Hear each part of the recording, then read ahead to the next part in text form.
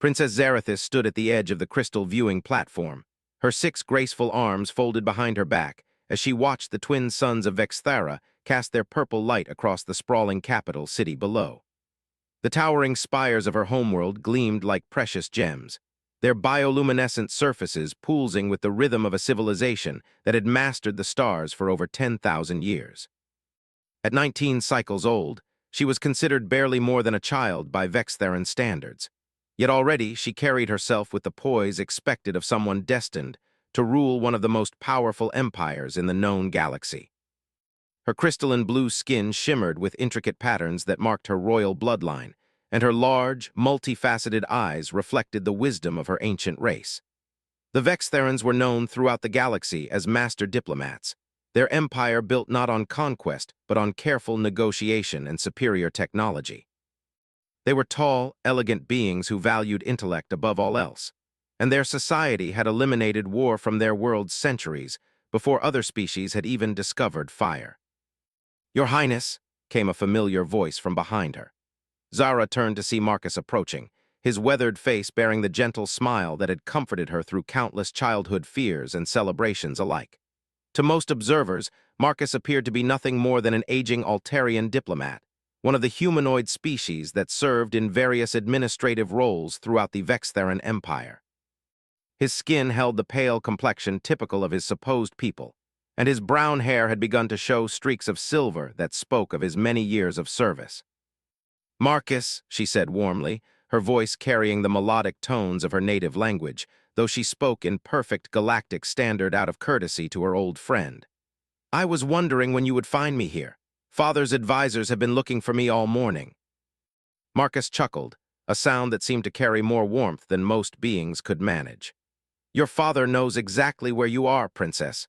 He also knows that when you disappear to the observation deck, it usually means you have something weighing on your mind."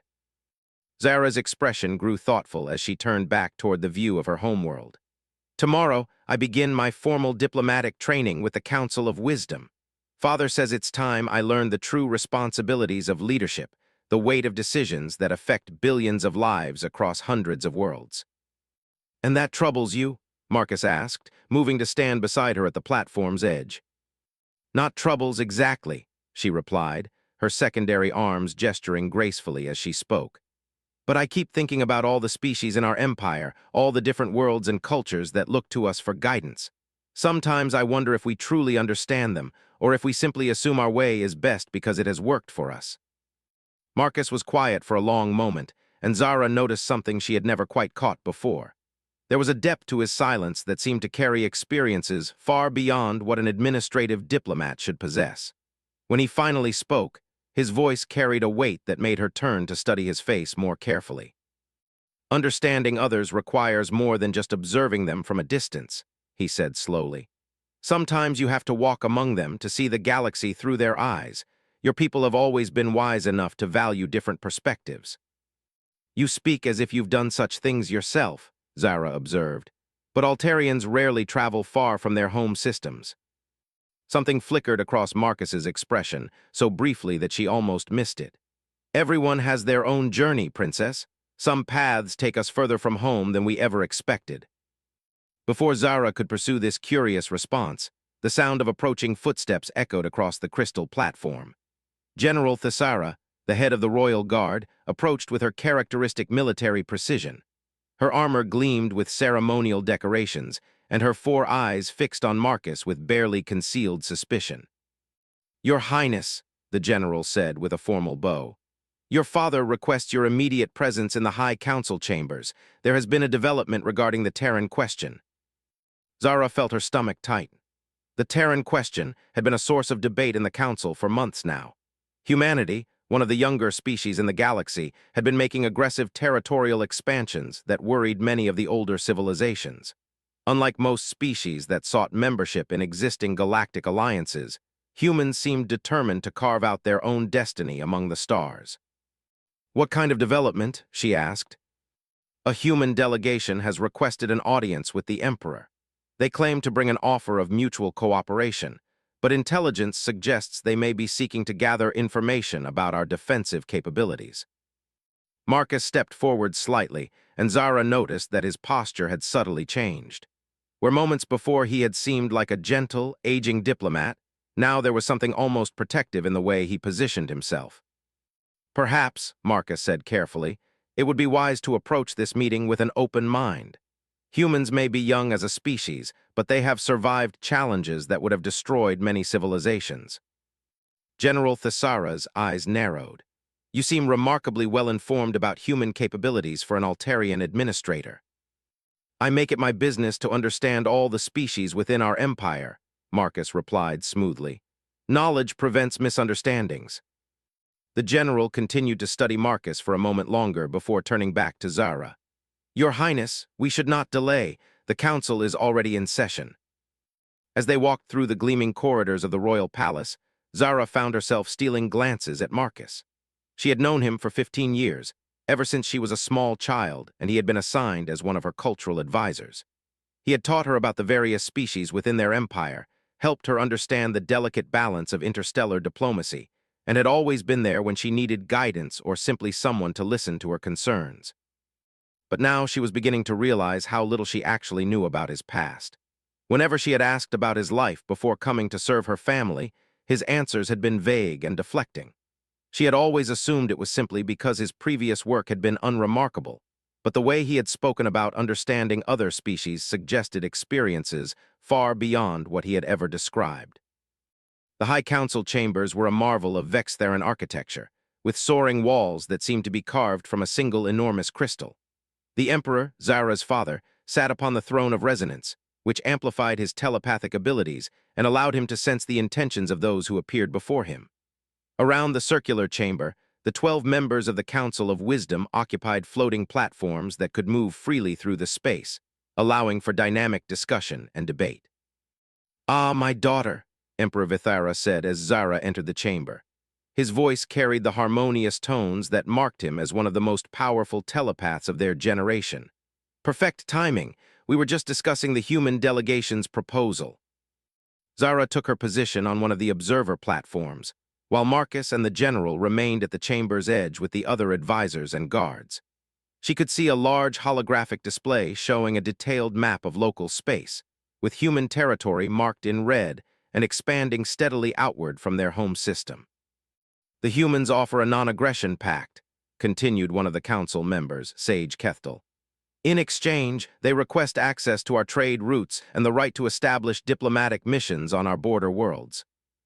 A reasonable request on the surface, added another counselor, but our intelligence suggests they have been secretly building a military fleet far beyond what any peaceful species would require. Fear often drives military buildup, Marcus said from the chamber's edge, his voice carrying clearly in the crystalline space. Every eye in the chamber turned toward him, and Zara noticed several council members exchange surprised glances. Emperor Vithara studied Marcus with interest. Please elaborate, friend Marcus. Forgive my presumption, your majesty, Marcus replied, stepping forward slightly. But humans are a young species surrounded by civilizations that have existed for thousands of years. From their perspective, they are alone in a galaxy full of potential threats. Military strength may be less about aggression and more about ensuring their survival. And how would an Altarian administrator come to understand human psychology so intimately? General Thesara challenged. Marcus met her gaze steadily. Because fear is a universal emotion, General. Every species experiences it differently, but the basic drive to protect one's people transcends cultural boundaries. Zara watched this exchange with growing fascination. There was something in Marcus's tone, a conviction that spoke of personal experience rather than theoretical knowledge. She had seen him advise on diplomatic matters before, but never with such passion or certainty. Nevertheless, said Sage Kethtel, we must consider the possibility that this diplomatic overture is merely reconnaissance for a future invasion. The humans have shown no respect for established territorial boundaries. Perhaps because they were never invited to help establish those boundaries, Marcus replied.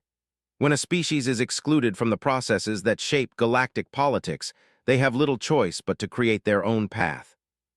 The chamber fell silent at this statement. It was true that humanity had never been invited to join any of the major galactic alliances, largely because they were considered too young and unpredictable. Most civilizations preferred to wait several centuries before considering diplomatic relations with emerging species. Emperor Vithara leaned forward on his throne. You speak with remarkable sympathy for a species you have supposedly never encountered, Marcus. Perhaps you would be willing to share the source of your insights. For the first time since Zara had known him, Marcus seemed uncertain. She watched as he struggled with some internal conflict, his hands clasping and unclasping behind his back. Your Majesty, he said finally, I believe that understanding must be built on experience rather than assumption. If I speak with conviction about human motivations, it is because I have made it my study to understand them. Study from where? Pressed the Emperor, his telepathic abilities focused intently on Marcus. Our records show that Altarians have had minimal contact with human space. Marcus was quiet for a long moment, and Zara could see a decision forming behind his eyes. When he spoke again, his voice carried a weight she had never heard before. Your Majesty, there is something I must tell you about my past service. Something that may change how this council views both myself and the human delegation. The chamber's atmosphere grew electric with tension. Zara felt her heart's racing as she realized that whatever Marcus was about to reveal would shatter her understanding of the man who had been such an important part of her life. Before I came to serve in your court, Marcus continued, his voice growing stronger with each word, I spent 5 years living among humans, not as a diplomat or observer, but as someone seeking to understand whether our species could truly coexist. General Thesara stepped forward, her hand moving instinctively toward her weapon.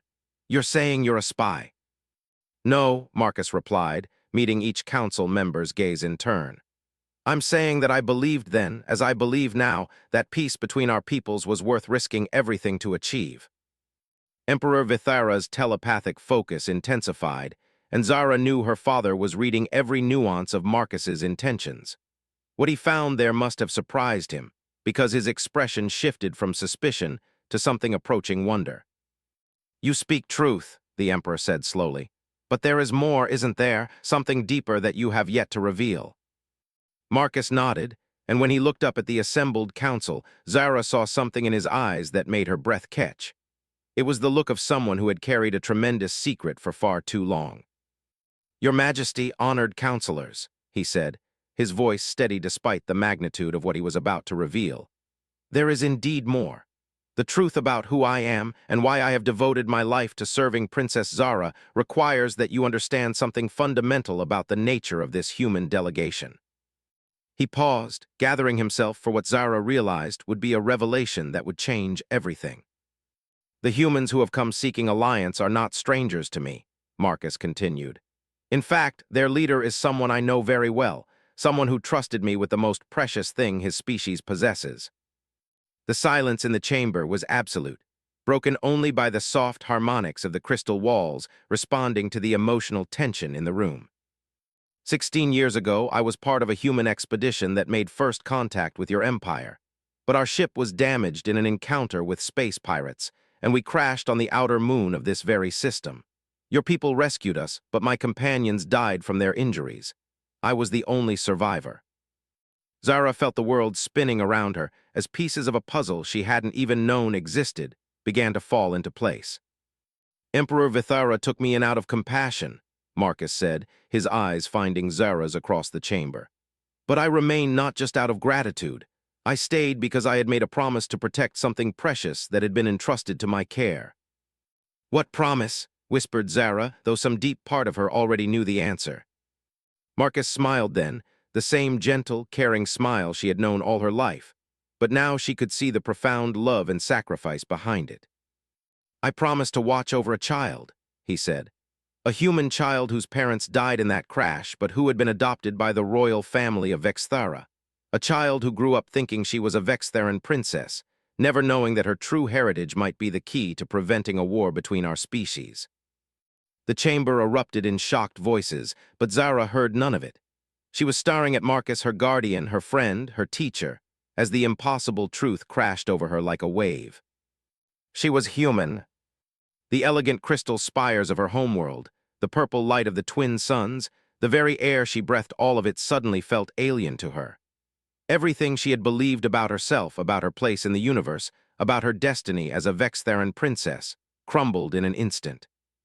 And Marcus was not just her advisor. He was her protector, a human who had given up his own life, his own identity, to keep her safe. "How?" she whispered, her voice barely audible over the chaos in the chamber. Marcus looked at her with eyes full of love and sorrow. "Your parents were scientists, princess. They died heroes trying to prevent the very war that now threatens our peoples. And you—" He paused, his voice thick with emotion. "You are the living proof that humans and Vextherans are more alike than either species has ever dared to believe." The revelation sent shockwaves through the High Council chambers, but for Zara, the world had gone silent. She sat on her floating platform, staring at her own hands that suddenly seemed foreign to her. The 6 graceful arms she had always known as her own, the crystalline blue skin that marked her royal heritage, the multifaceted eyes that reflected her Vextheran bloodline, all of it was an illusion. "Impossible," breathed Sage Kethtel, his 4 eyes wide with disbelief. "No human could maintain such a perfect biological disguise for 19 years. Our medical scanners would have detected any deception." Emperor Vithara raised one of his primary hands, and the chamber fell silent despite the chaos of emotions swirling through the air. His telepathic abilities were clearly working overtime, probing not just Marcus, but the very fabric of what he had believed to be true about his own daughter. "Explain," the Emperor commanded, his voice carrying harmonics of confusion and barely controlled anger. "Explain how this deception has been maintained under my own roof for nearly 2 decades." Marcus stepped forward, his posture shifting again.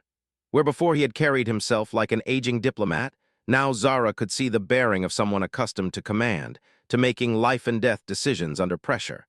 It was as if removing the mask of his false identity had allowed his true nature to emerge. "Your Majesty, the deception was not entirely artificial," Marcus began. "Zara's transformation was made possible by the most advanced medical technology either of our species has ever developed. Her parents were not just any scientists. They were part of a secret joint research project between human and Vextheran geneticists." "Joint research?" General Thesara stepped forward, her weapon now partially drawn. "We have never collaborated with humans on any genetic research." "Not officially," Marcus replied. "But 16 years ago, a small group of forward-thinking scientists from both species believed that our races had more in common than anyone suspected. They worked in secret, funded by private sources, to explore the possibility of biological compatibility between humans and Vextherans." Zara found her voice, though it came out as barely more than a whisper. "My parents were part of this research." Marcus turned to her, his expression infinitely gentle despite the gravity of the situation. "Dr. Sarah Chen and Dr. James Morrison were among the most brilliant geneticists of their generation. They discovered that human and Vextheran DNA shared fundamental similarities that made limited genetic modification possible." "You're saying they experimented on their own child?" The horror in Emperor Vithara's voice was unmistakable. "No," Marcus said firmly. "They saved their child. Zara was dying, Your Majesty. She had been born with a rare human genetic condition that would have killed her before her 5th birthday. The modifications that gave her Vextheran characteristics weren't about creating a disguise. They were about saving her life." The chamber fell silent again as the implications of this revelation sank in. Zara looked down at her hands once more, seeing them now not as a deception, but as a miracle of science and love. Her parents had literally transformed her biology to save her life. "But why bring her here?" asked Counselor Vexthen, his voice carefully controlled. "Why not keep her in human space?" Marcus's expression darkened. "Because the research facility was discovered by extremist factions from both species. Humans who considered any genetic modification an abomination, and Vextherans who viewed cooperation with inferior species as a betrayal of their racial purity." "The attack that destroyed your ship," Emperor Vithara said, understanding beginning to dawn in his ancient eyes. "Was not random piracy," Marcus confirmed. "It was an assassination attempt. The extremists had learned about the research and decided that everyone involved, including the children, had to be eliminated." Zara felt sick. Not only was everything she believed about herself a lie, but her very existence had apparently sparked violence between the species she had unknowingly belonged to. "How many others knew?" she asked, her voice growing stronger as shock began to give way to a need for understanding. Here on Vexthara, only 3 people, your father, myself, and Dr. Thisaravan, the royal physician who helped maintain the medical protocols that preserve your modified biology. General Thisara's eyes widened. The royal physician, Dr. Thisaravan, has been complicit in this deception. Not deception, Marcus said patiently. Protection. Every medical scan, every health check, every routine procedure over the past 16 years has been carefully managed to ensure that Zara remained healthy while maintaining her Vextharan physiology. This is insane, muttered Sage Kethtel. The implications for our society, our understanding of biology, our relationships with other species. Which is exactly why the secret has been so carefully guarded, Emperor Vithara said quietly. But now, with a human delegation requesting audience, the situation has become complex. Zara stood up from her platform, her movement causing it to drift slightly in the chamber's low gravity. You said the leader of the human delegation knows Marcus. Who is he? Marcus met her gaze steadily. Admiral David Morrison, your biological uncle. The words hit Zara like a physical blow. She had an uncle. A human uncle who was leading a diplomatic mission to the very world where she lived in disguise. The irony was almost overwhelming. Does he know, she asked, does he know I'm alive? Marcus shook his head. As far as Admiral Morrison knows, his brother's entire family died in the attack on the research station. I was listed among the casualties, and we made sure that Zara Chen Morrison was officially recorded as having died with her parents. But he suspects something, General Thisara observed.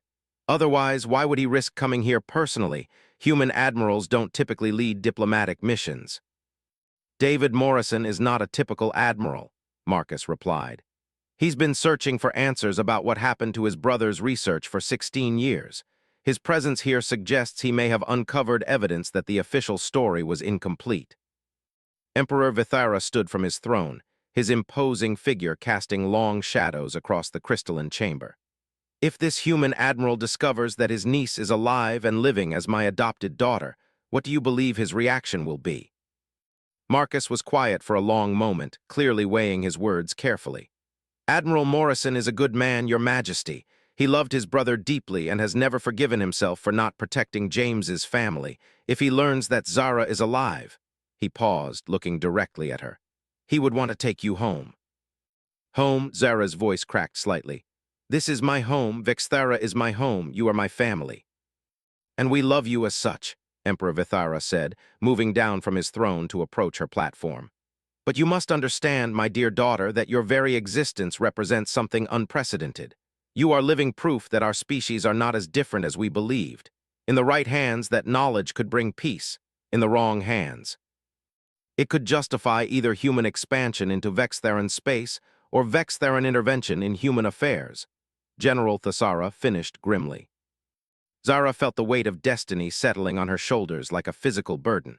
She had grown up knowing she would one day be responsible for the welfare of billions, but she had always assumed it would be as a Vextharan princess managing internal affairs. Now she realized her role might be far more complex and dangerous. What do we do? She asked, looking between Marcus and her adoptive father. We have several options, Emperor Vithara said, returning to diplomatic mode. We can maintain the deception, meet with the human delegation as planned, and hope that Admiral Morrison's suspicions can be deflected. We can reveal the truth selectively, trusting that he will keep your secret in exchange for the larger diplomatic benefits.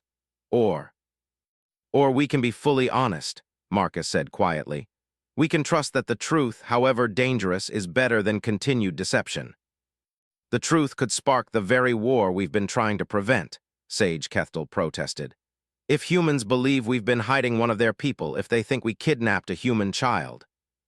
Then we explain the circumstances, Zara said, her voice growing stronger as she began to process the situation. We show them the medical records, the research data, the evidence of the extremist attacks. We help them understand that everything was done to save my life, not to deceive or exploit. General Thisara looked skeptical. You're assuming they'll react rationally. Humans are not known for their calm responses to emotional situations. And Vextharans are not known for their willingness to admit mistakes or share power, Marcus replied with just a hint of edge in his voice. Yet here we are, having this conversation. The observation hung in the air like a challenge. Zara realized that this moment was about more than just her personal identity crisis. It was about whether two species could move beyond their prejudices and fears to find common ground. "I want to meet him," she said suddenly. "I want to meet Admiral Morrison." "Absolutely not," General Thassara responded immediately. "The risk is too great." "The risk is great either way," Zara countered. "If we meet with the human delegation while hiding who I am, and Admiral Morrison somehow discovers the truth on his own, it will look like we were being deliberately deceptive. But if I meet him honestly, if we trust him with the truth, it shows good faith." Emperor Vithara studied his adopted daughter with new eyes. "You're thinking like a diplomat now, but you're also thinking like a human, aren't you? This desire to confront difficult truths directly rather than managing them carefully." Zara considered this. "Maybe, but I'm also thinking like someone who has been shaped by both cultures. I've learned Vextheran patience and wisdom, but maybe I've retained some human directness as well. Perhaps that combination is exactly what this situation needs." "It's also exactly what makes you so dangerous to both species," Sage Kethel pointed out. "You represent a bridge between our worlds, but bridges can be burned."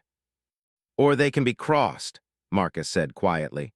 "Zara is not just a symbol of what's possible between our species. She's proof that cooperation can create something stronger than either side could achieve alone." The chamber fell silent as everyone contemplated the magnitude of the decision before them. Zara looked around at the faces of the council members, seeing fear, hope, confusion, and calculation in equal measure. "There's something else we need to consider," she said slowly. "If Admiral Morrison has been investigating his brother's research for 16 years, he may already know more than we think. Our choice might not be whether to tell him the truth, but whether to tell him before he figures it out himself." Emperor Vithara nodded thoughtfully. "You may be right. Marcus, in your assessment, how likely is it that Admiral Morrison has uncovered evidence of Zara's survival?" Marcus was quiet for a long moment. "David Morrison is one of the most determined men I've ever known. If there was any trail to follow, any inconsistency in the official records, any witness who might have survived, he would have found it. The fact that he's here now, asking for a diplomatic meeting after 16 years of silence, I don't think it's a coincidence." "Then we're not really choosing whether to reveal the truth," Zara said with growing conviction. "We're choosing how to reveal it. Do we control the narrative, or do we let events control us?" General Thassara shook her head. "This is madness. Even if we accept that the truth will come out, revealing it officially could destabilize the entire regional balance of power. And hiding it could start a war," Zara replied. "Marcus, you said my parents died trying to prevent conflict between our species. If their daughter, their legacy, becomes the catalyst for that same war because we were too afraid to trust in the truth they believed in, then we'll have betrayed everything they sacrificed for." The words rang through the chamber with surprising authority. Looking at Zara now, Emperor Vithara could see both the Vextheran princess he had raised and the human she had been born as. The combination was indeed formidable. "Very well," he said after a long pause. "But if we do this, we do it carefully and completely. Marcus, I want you to prepare a full briefing on Zara's medical history, her parents' research, and every detail of the events that brought her to our world. Counselor Vexthin, you will coordinate with our intelligence services to compile everything we know about Admiral Morrison's investigation and current capabilities." "And me?" Zara asked. Emperor Vithara looked at her with a mixture of pride and sorrow. "You, my dear daughter, will prepare to meet your uncle and decide the fate of two civilizations." The royal medical wing of the palace had never felt more alien to Zara than it did now. She lay on the bioscanning platform while Dr. Thissaravan ran a complete analysis of her physiology, preparing the medical evidence that would support their impossible story. The ancient physician moved with practiced efficiency, her four hands operating multiple scanning devices simultaneously while her expression remained carefully neutral. "Remarkable," Dr. Thissaravan murmured as data flowed across the holographic displays surrounding the scanning platform. "Even after all these years of monitoring your condition, I am still amazed by the elegance of your parents' work." Zara studied the readouts with new eyes, seeing for the first time the subtle markers that revealed her dual nature.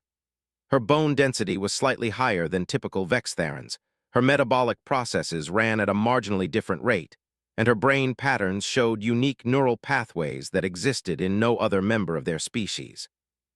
"How much of me is still human?" she asked quietly. Dr. Thisaravan paused in her work, considering the question carefully. "That is complex.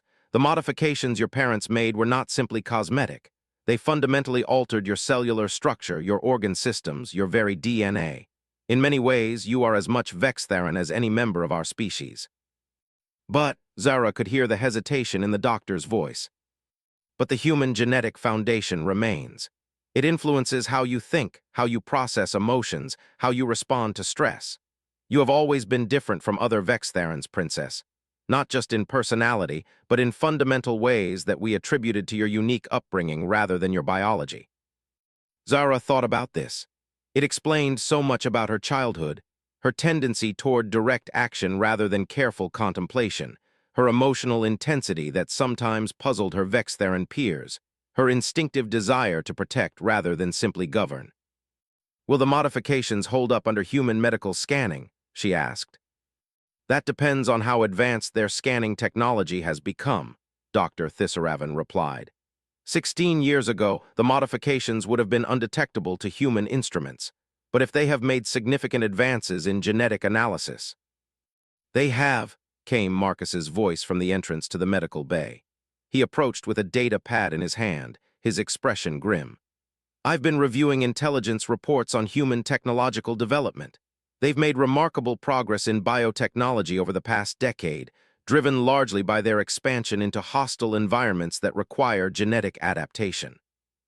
Dr. Thisaravan's primary eyes widened with concern. "How remarkable." Marcus consulted his data pad. "They can now perform real-time genetic mapping accurate to the individual chromosome level, if Admiral Morrison has access to modern human medical equipment. He'll be able to see through the modifications," Zara finished. "He'll know exactly what I am." "Not exactly," Dr. Thisaravan said thoughtfully. "He'll see that you have been extensively modified, but understanding what you originally were and why the modifications were made will require the research data. Without context, your genetic profile will simply appear to be that of an unknown hybrid species." "Which might be worse than the truth," Marcus observed, "if he thinks we've been experimenting on captured humans to create some kind of bioweapon." "Then we make sure he understands the truth from the beginning," Zara said, sitting up on the scanning platform. "No partial revelations, no gradual disclosure. We tell him everything immediately and let him decide how to respond." Dr. Thisaravan completed her scans and began compiling the medical data into a comprehensive file. "I should mention, Princess, that there is one other consideration. The modifications your parents made were designed to be temporary." Zara felt her heart skip a beat. "What do you mean, temporary?" "The genetic alterations require periodic reinforcement through specific enzyme treatments. Without them, your physiology will gradually revert toward its human baseline. We have been administering these treatments throughout your life, disguised as routine medical care." "How long do I have?" Zara asked, though she wasn't sure she wanted to know the answer. "Without treatment, perhaps 6 months before the changes become noticeable, a year before they become irreversible. Your parents designed it this way intentionally, as a safeguard. If circumstances changed, if you ever wanted to reclaim your human heritage completely." Zara stared at her hands again, watching the crystalline patterns in her skin pulse with her heartbeat. In less than a year, these hands might look completely different. She might look completely different. "Does that frighten you?" Marcus asked gently. "I don't know," Zara replied honestly. "I've never known any other form. This body, this appearance, it's been my identity for as long as I can remember. But knowing that it's not permanent, that it's a choice I have to keep making." "It makes you think about who you really are underneath all the biology," Marcus finished. "I understand. I've spent 16 years maintaining my own biological deception, and there are days when I forget which face is real." Before Zara could respond, General Thisara entered the medical bay with swift, precise steps. "Your Highness, the human delegation has arrived ahead of schedule. Their ship is requesting immediate landing clearance and an emergency audience with the Emperor." "Emergency?" Marcus stepped forward, his protective instincts immediately alert. "What kind of emergency?" "According to their communication, They have information about an imminent threat to both human and Vextheran space. Admiral Morrison is requesting an immediate private meeting with His Majesty. Zara exchanged glances with Marcus. Do you think he knows something about the extremist groups that attacked the research station? It's possible, Marcus replied. If those factions are still active, if they've been planning something for 16 years. Then we may not have the luxury of a careful, controlled revelation, General Thesara said grimly. The Emperor has decided to grant the emergency audience, but he wants you present, Princess. Both of you, she added, looking at Marcus. Present as what? Zara asked. As Princess Zarathis or as? As yourself, came Emperor Vithara's voice from behind General Thesara. The Emperor entered the medical bay with his characteristic dignity, but Zara could see the tension in his posture. We have run out of time for careful planning, my daughter. Admiral Morrison's ship carries quantum encryption scanners that can analyze genetic signatures through standard shielding. If he is indeed looking for evidence of his niece's survival, he will detect human genetic markers in this palace within minutes of landing. The weight of destiny that Zara had felt earlier now seemed crushing, so we tell him immediately. We tell him everything, Emperor Vithara confirmed. Dr. Thisaravan, have you completed your medical analysis? Yes, Your Majesty. All data has been compiled and verified. The evidence clearly shows both the original human genetic structure and the subsequent Vextheran modifications. Good, Marcus, you will present the historical context. General Thesara, you will provide security assessments and current threat analysis. And Zara, he paused, looking at his adopted daughter with infinite compassion. You will simply be yourself. Let Admiral Morrison see the person you have become, regardless of the biology that shaped you. As they prepared to leave the medical bay, Zara felt Marcus's hand touch her shoulder gently. Are you ready for this? No, she replied honestly. But my parents faced something like this 16 years ago, didn't they? They had to decide whether to trust in cooperation between species or let fear drive them apart. They chose trust, Marcus confirmed, even though it cost them everything. Then that's what I'll choose too, Zara said, straightening her posture with royal dignity. If I truly am their daughter in any sense that matters, then I have to believe that truth and courage are better than deception and fear. They made their way through the palace corridors toward the main landing bay, where Admiral Morrison's ship was preparing to dock. As they walked, Zara found herself studying everything around her with new eyes. The crystalline walls that had always seemed like home now felt like a beautiful cage. The other Vextherans they passed looked at her with the same respect and affection they always had, but she wondered how they would react when they learned the truth about her nature. Marcus, she said quietly as they approached the landing bay, after today everything changes, doesn't it? Everything already has changed, he replied. We're just acknowledging it now. The landing bay doors opened to reveal a sleek human vessel, its design unlike anything in the Vextheran fleet.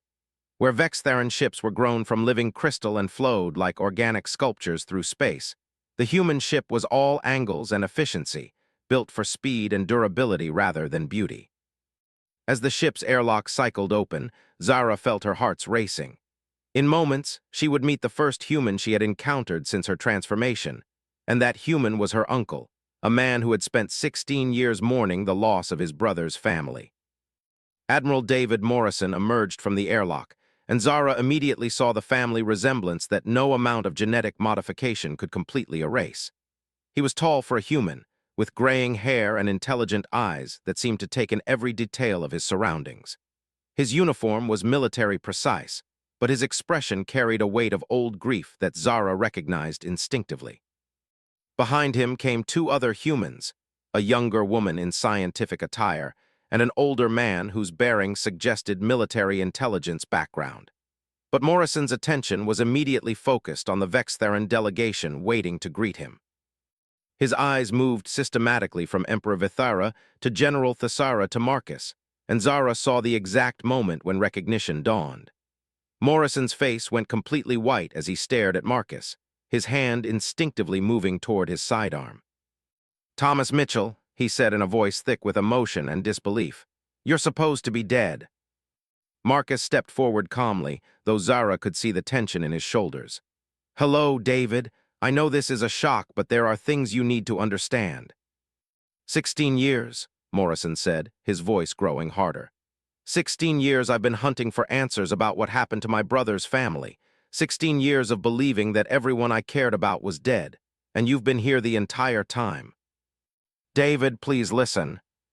Where is she? Morrison interrupted, his eyes now scanning the Vextheran delegation with desperate intensity. If you're alive, if you survived the attack, then Sarah's daughter.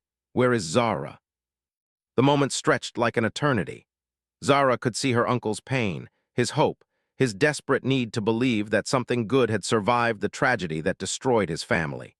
She could also see the suspicion and fear in his eyes as he tried to understand why a human would be living in disguise among the aliens. Emperor Vithara stepped forward with diplomatic grace. Admiral Morrison, I believe there are many things that require explanation. Perhaps we should move to a more private setting where we can discuss.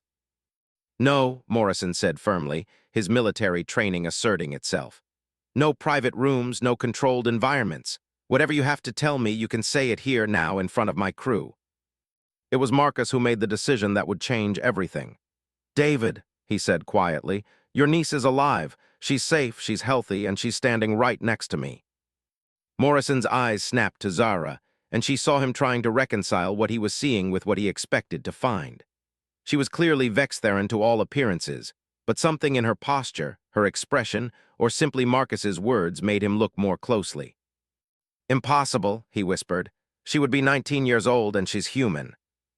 I am 19 years old, Zara said, stepping forward and speaking in perfect, unaccented English, a language she had learned from Marcus but had never expected to use in circumstances like these.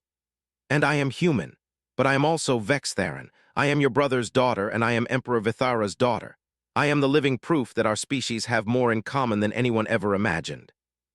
Morrison stared at her in stunned silence, and Zara could see him trying to process the impossible reality standing before him.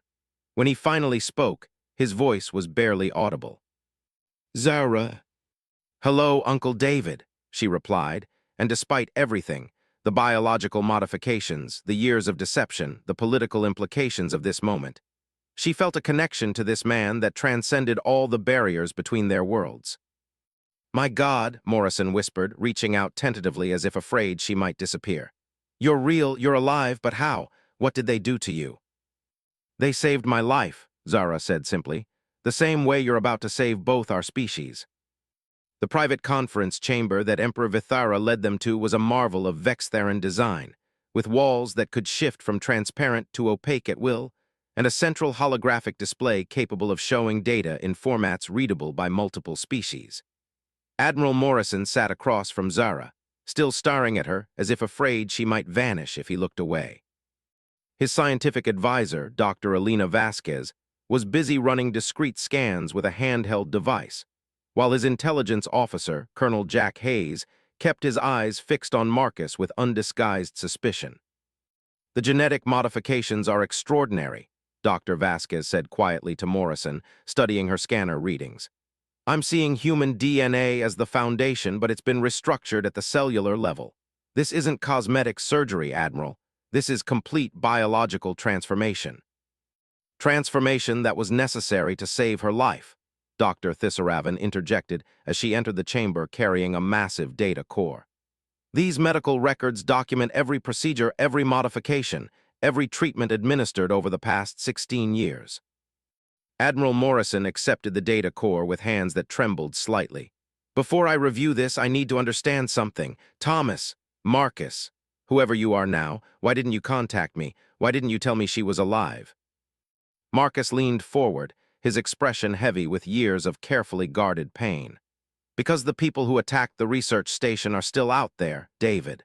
Because revealing that Zara had survived would have made her a target again. Because the only way to keep her safe was to let the universe believe she was dead. But she's not just safe, is she? Colonel Hayes spoke for the first time, his voice carrying the analytical tone of a professional intelligence officer. She's been raised as royalty in one of the most powerful empires in the galaxy. That's quite a coincidence. Emperor Vithara's harmonious voice carried a note of warning. I would ask you to be very careful with your implications, Colonel. No, he's right to be suspicious, Zara said, surprising everyone. Uncle David, your intelligence officer, is thinking exactly what he should be thinking. If you discovered that aliens had taken a human child, modified her biology, and raised her as one of their own, you'd assume it was for strategic advantage. Morrison nodded slowly. The thought had occurred to me. Then let me ask you something, Zara continued. What strategic advantage would the Vextheran Empire gain by raising a human child as a princess? What could I possibly offer them that they couldn't achieve through conventional diplomacy or, if necessary, military action? The question hung in the air as Morrison considered it. The Vextherans were already one of the dominant powers in the galaxy, with technology and resources far beyond what humanity possessed. They had no need for human hostages or hybrid ambassadors. Unless, Dr. Vasquez said slowly, they were planning for a future where human Vextheran cooperation would be essential. Exactly, Marcus said. Zara's parents weren't just brilliant scientists, David. They were visionaries. They saw something that none of our governments were willing to acknowledge. Which was, Morrison asked, though Zara could see in his eyes that he was beginning to understand. That our species are stronger together than apart, Zara replied. That the challenges facing this galaxy resource depletion, hostile alien contacts, the expansion of aggressive civilizations, require cooperation on a scale that no single species can achieve. Morrison looked at the assembled group around the table, and the attack on the research station was carried out by extremist factions from both species who believed that cooperation was weakness, Marcus said grimly. Humans who thought that genetic modification was an abomination, and Vextherans who considered humans inferior and any alliance with them a betrayal of racial purity. Are these factions still active? Colonel Hayes asked sharply. The question was answered by General Thesara, who activated the chamber's holographic display. That, Colonel, is why Admiral Morrison's emergency request for this meeting could not have come at a better time. The display showed a star map of local space, with various colored indicators marking different territories and threat levels. But what drew everyone's attention were the red warning markers scattered throughout both human and Vextheran space. 3 days ago, General Thesara continued, our intelligence services detected coordinated movements by extremist cells in both human and Vextheran territory. They appear to be preparing for some kind of simultaneous action. Dr. Vasquez leaned forward to study the display. Admiral, this matches the pattern we've been tracking for the past 6 months. Morrison nodded grimly. We've been monitoring increased chatter among fringe groups that call themselves the Human Purity Coalition. They've been recruiting heavily among military personnel who are concerned about alien influence on human expansion. And we have been tracking a Vextheran organization called the Order of Racial Clarity, General Thesara added. They believe that contact with younger species contaminates our genetic and cultural superiority. Zara studied the display with growing understanding. They're planning something together, aren't they? The human and Vextheran extremists. We believe so, Marcus confirmed. Our latest intelligence suggests they've been in communication for several years, united by their shared hatred of interspecies cooperation. But what could they hope to accomplish? Morrison asked. Even working together, they're still just fringe groups against 2 galactic governments. Emperor Vithara's expression grew dark. They don't need to defeat our governments, Admiral. They only need to create an incident dramatic enough to make cooperation politically impossible. The implications hit everyone in the room simultaneously. Colonel Hayes was the first to voice what they were all thinking. A false flag operation, something that would make it look like one species attacked the other. Or, Zara said quietly, something that would reveal the existence of a human Vextheran hybrid living as royalty in the heart of the Vextheran Empire. The scandal alone would destabilize both governments and give extremists on both sides the evidence they need to argue against any form of alliance. Morrison stared at his niece with new understanding. You're not just a bridge between our species, you're a target. Your very existence threatens their entire worldview. Which is why, Marcus said, we have to decide right now how to handle this situation. Do we continue to hide Zara's identity and hope the extremists don't discover it? Do we reveal the truth publicly and try to control the narrative? Or do we use her unique position to set a trap for the extremists? Absolutely not, Morrison said immediately. I'm not using my niece as bait. You're not, Zara replied firmly. I am. This is my choice, Uncle David. These extremists killed my parents. They've spent 16 years threatening the peace that my parents died trying to create. If I can help stop them, then that's what I'm going to do." Dr. Vasquez looked up from her continued analysis of the medical data. "Admiral, I need to share something. The genetic modifications that saved Zara's life. They're not just cosmetic or even just biological. They've created something genuinely new." "What do you mean?" Morrison asked.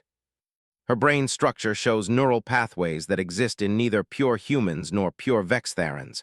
She can literally think in ways that members of either species cannot. Her problem-solving patterns, her emotional responses, her ability to understand both cultures intuitively. She's not just a hybrid. She's an evolutionary step forward." The chamber fell silent as everyone absorbed this revelation. Zara looked down at her hands again, but now instead of seeing them as alien or false, she began to understand them as something entirely new. "That's why the extremists are so afraid," she said slowly. "It's not just about cooperation between existing species. It's about the possibility of something beyond what either species has achieved alone." Emperor Vithera nodded thoughtfully. "And that, my daughter, is why you represent hope to some and an existential threat to others." Morrison stood up and began packing, his military mind clearly working through the tactical implications. "If we're going to use this situation to draw out the extremists, we need a plan that protects Zara while giving us actionable intelligence." "What do you propose?" General Thessara asked. "A carefully controlled revelation," Morrison replied. "We announce the existence of the hybrid princess, but we control when, where, and how. We make it look like an accident, maybe a medical emergency that requires revealing her true biology." "Too risky," Colonel Hayes objected. "If the extremists are already suspicious, a convenient accident will look exactly like what it is." "Then we make it real," Zara said, causing everyone to look at her in alarm. "Dr. Thissaravan said that without the enzyme treatments, my physiology will begin reverting to human baseline. What if we let that happen? What if we stage a medical crisis where my Vextharan characteristics begin failing?"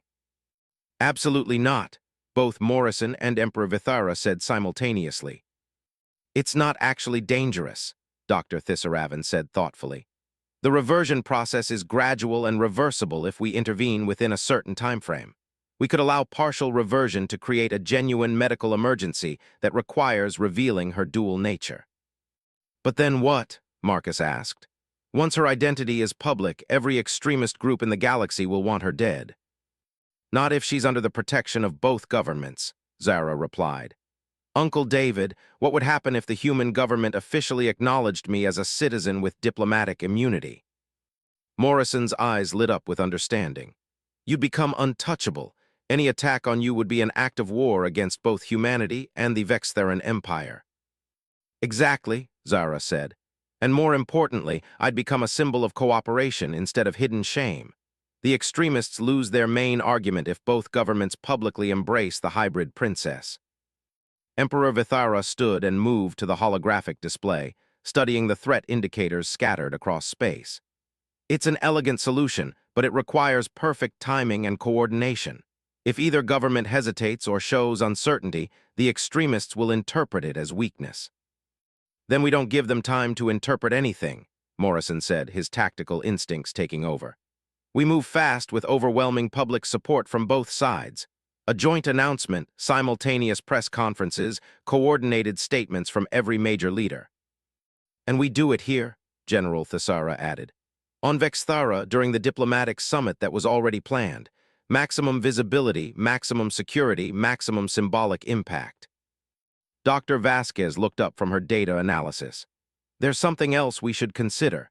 If the extremists are planning a major operation, revealing Zara's existence might force them to accelerate their timeline. They might make mistakes, expose themselves. Or they might act desperately," Colonel Hayes warned. "Desperate extremists are the most dangerous kind." Zara stood up and moved to the holographic display, studying the pattern of red warning markers. "Maybe that's what we want. Maybe it's time to force this confrontation instead of waiting for them to choose the terms." She turned to face the assembled group, her adoptive father, her biological uncle, her guardian, and the military leaders of two civilizations. "My parents believed that our species could work together. They died for that belief. If we're going to honor their memory and protect the future they envisioned, we need to be as brave as they were. Morrison looked at his niece, this impossible young woman who carried the hopes and fears of two worlds in her genetically modified DNA, and saw something that reminded him powerfully of his brother. The same determination, the same willingness to risk everything for a principle larger than personal safety. "All right," he said finally. "Let's bring down some extremists and change the galaxy while we're at it." "Together?" Zara asked, extending one of her 6 hands toward her uncle. Morrison took her hand in both of his, feeling the slight difference in bone structure that marked her unique nature. Together. Around them, the leaders of 2 civilizations began planning the most audacious diplomatic gambit in galactic history, while outside the conference chamber, forces that had remained hidden for 16 years prepared to emerge from the shadows for a final confrontation that would determine the future of interspecies relations across the galaxy. The Grand Assembly Hall of Vexthara had never hosted an event quite like this one. Representatives from dozens of species filled the crystalline amphitheater, their varied forms creating a tapestry of galactic civilization. But the focus of every eye in the hall was on the raised platform where Princess Zarathis stood between Emperor Vithara and Admiral Morrison, her appearance already showing the subtle signs of biological transition that had begun 3 days earlier.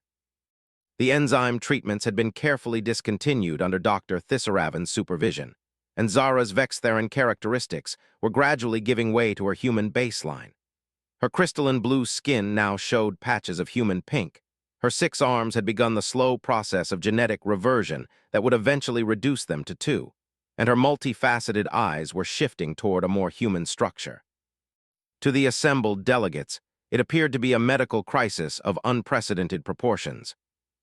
"Honored representatives of the Galactic Council," Emperor Vithara began, his harmonious voice carrying clearly through the hall's acoustic systems. "We have called this emergency session to address a situation that will fundamentally change our understanding of interspecies relations." In the audience, Zara could see the hidden security forces that both human and Vextharan intelligence had positioned throughout the hall. Every delegate had been thoroughly screened, but they all knew that extremist factions had proven remarkably adept at infiltration. Marcus stood at the edge of the platform, his hand resting casually near his concealed weapon as his eyes continuously scanned the crowd. "3 days ago," Admiral Morrison continued, taking his place at the podium, "my government received a distress call from the Vextharan Empire regarding a medical emergency involving their royal family. What we discovered when we arrived has implications that extend far beyond medicine." The crowd murmured with curiosity and concern as holographic displays around the hall began showing the medical data that documented Zara's unique physiology. Dr. Vasquez, now serving as the official human scientific advisor to the joint delegation, provided commentary as the genetic analysis played out in 3-dimensional detail. "What you are seeing," Dr. Vasquez explained, "is the most sophisticated example of interspecies genetic integration ever achieved. Princess Zarathis is not experiencing a medical crisis in the traditional sense. She is undergoing a carefully controlled biological transition that reveals her true nature."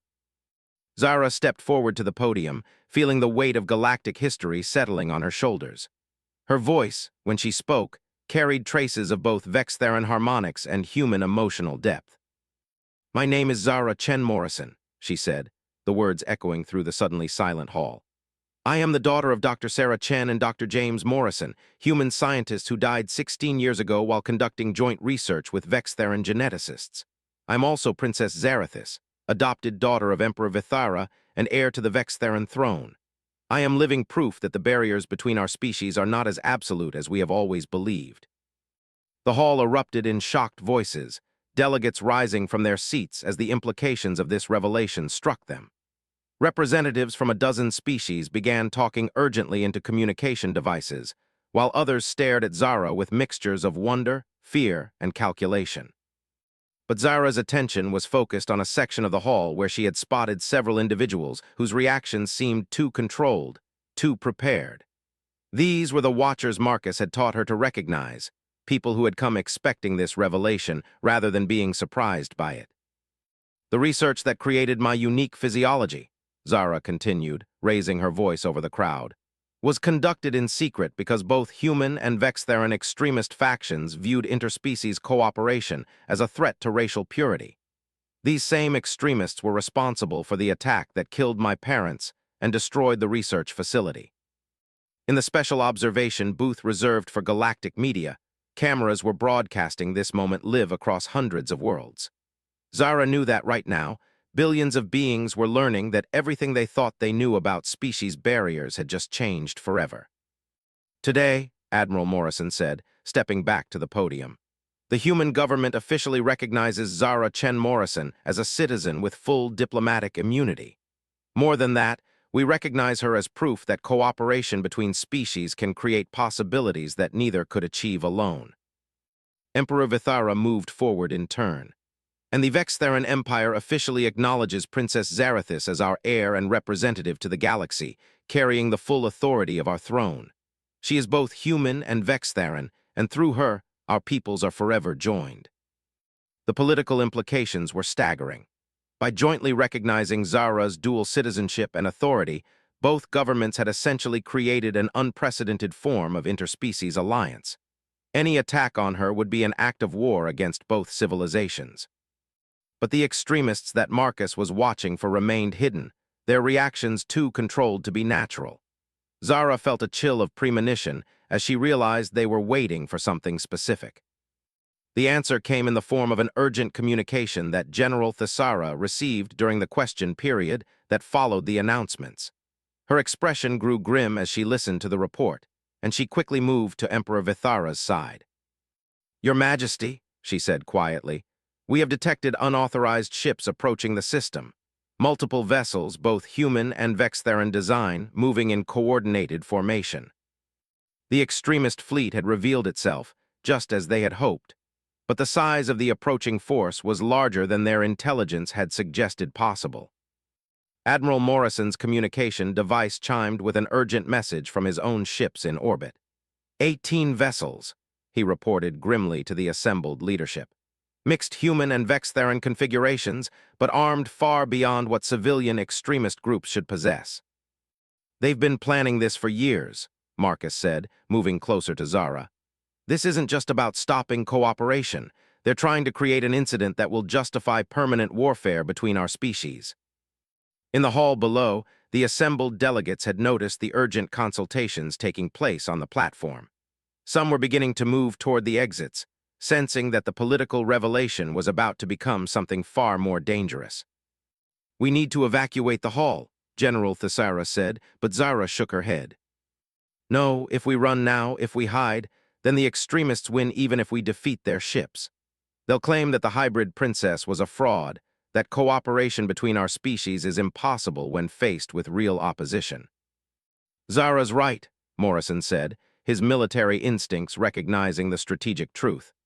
"This is exactly what they want to make us look weak, to prove that interspecies cooperation collapses at the first sign of pressure." Emperor Vithara looked at his adopted daughter with a mixture of pride and terror. "You're proposing that we face this threat publicly, here, in front of representatives from across the galaxy?" "I'm proposing that we show everyone what human and Vextheran cooperation actually looks like when it's tested," Zara replied. "Let the extremists come. Let them reveal themselves completely, and let the galaxy see us stand together against hatred and fear." The approaching fleet had now been detected by the orbital defense systems of both species.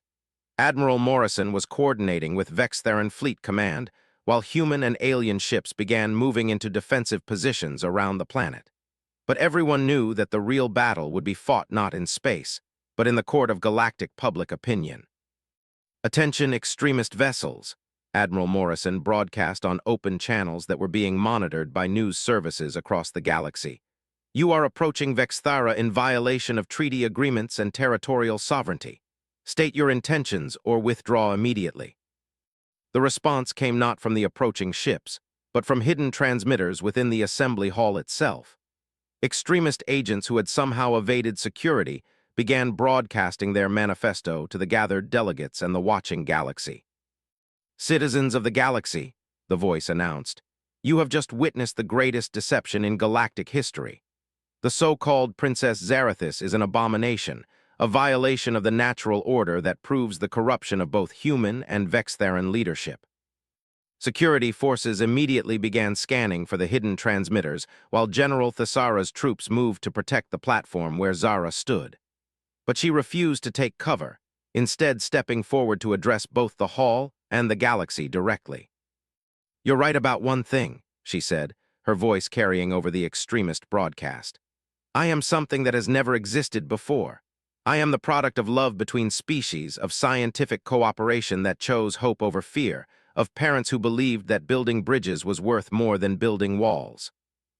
The extremist voice continued its tirade, but Zara's words were being broadcast simultaneously, creating a direct debate between the forces of separation and cooperation. "You call me an abomination," she continued, "but what I really represent is evolution. Not biological evolution, but social and cultural evolution. The recognition that in a galaxy full of challenges, cooperation is not weakness, it's survival." On the tactical displays visible to the platform leadership, the extremist fleet had moved into attack formation, but they were now faced with a combined human-Vextheran defensive force that outnumbered them 3-1. More importantly, ships from other species delegates who had been in the hall when the revelation occurred were also moving to defensive positions.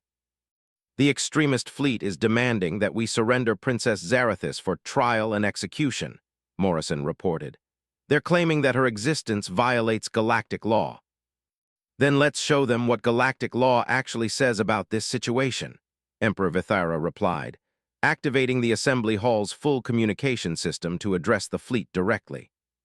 "To the extremist forces threatening this world," his harmonious voice carried across all frequencies, "you claim to act in defense of racial purity and galactic order. But you attack a world hosting a peaceful diplomatic assembly, you threaten the lives of innocent delegates from dozens species, and you demand the execution of a young woman whose only crime was surviving the murder of her parents." The broadcast was being carried by news services across known space, turning the confrontation into the most watched event in galactic history. Zara could see on the tactical displays that more ships were arriving in the system, not extremists, but regular military forces from multiple species coming to investigate the disturbance. "Furthermore," Emperor Vithara continued, "your fleet consists of stolen military vessels and weapons that could only have been acquired through treason and theft. You represent not the will of any legitimate government, but the corruption that exists when fear overrides reason." The extremist response was to open fire, not on the defensive fleets, but on the planet's civilian infrastructure. It was exactly the kind of desperate, destructive act that would turn galactic opinion against them decisively. But the combined human-Vextheran defense forces were ready. Years of secret preparation and coordination allowed them to respond with devastating effectiveness. The extremist ships found themselves facing not just superior numbers, but superior cooperation. "This is Admiral Morrison to all defensive forces," came Morrison's voice over the tactical network. "Extremist vessels are firing on civilian targets. You are authorized to use all necessary force to protect innocent lives." The space battle that followed was brief and decisive. The extremist fleet, for all their planning and coordination, could not match the tactical effectiveness of truly cooperative forces. Human ships provided covering fire while Vextheran vessels used their superior shields to protect damaged allies. Other species contributed their own unique capabilities, creating a defensive network that no single species force could have defeated. In the assembly hall, the hidden extremist agents were systematically located and arrested by security forces who had been trained in joint human-Vextheran techniques. Their broadcast equipment was disabled, leaving only Zara's voice carrying to the watching galaxy.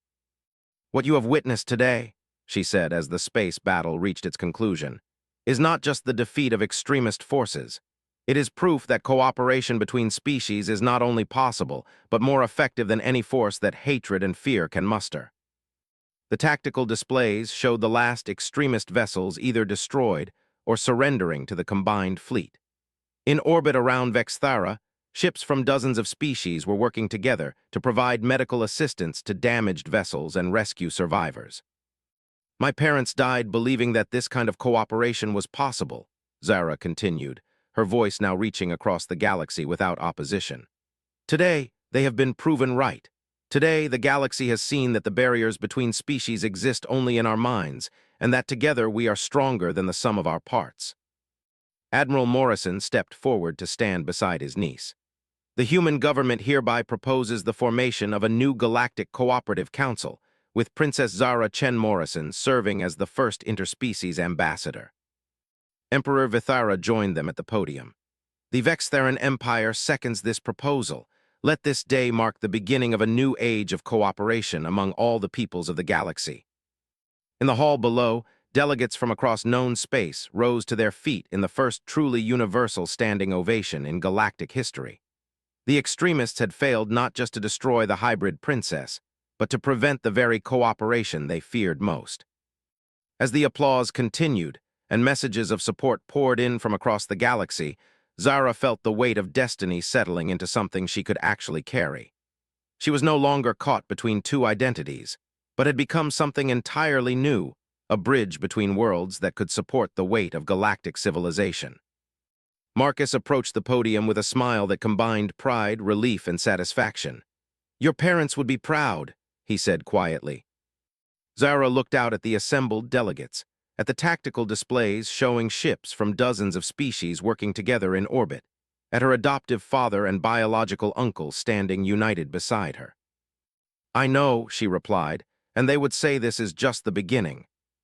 In the years that followed, the galaxy would remember this day as the moment when cooperation defeated fear, when diversity became strength, and when a young woman who belonged to two species showed them all how to belong to something greater. The hybrid princess had learned the truth about herself, and in doing so had taught the galaxy the truth about what they